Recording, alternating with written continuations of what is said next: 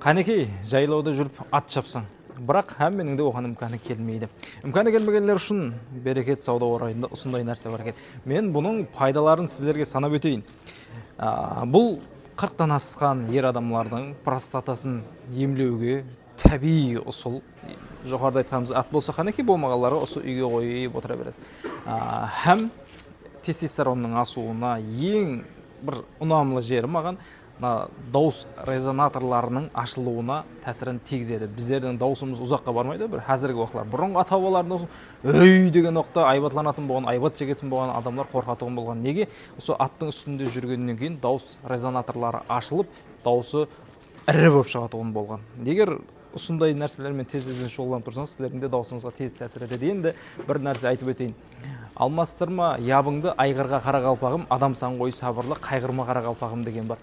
Айғырда, ябыда, арғымақта, асауда барлығы осы атқа тиесілі термин.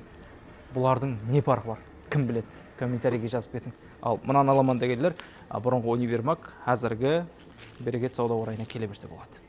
Берекет сауда орайы, үйіңіз шырайы.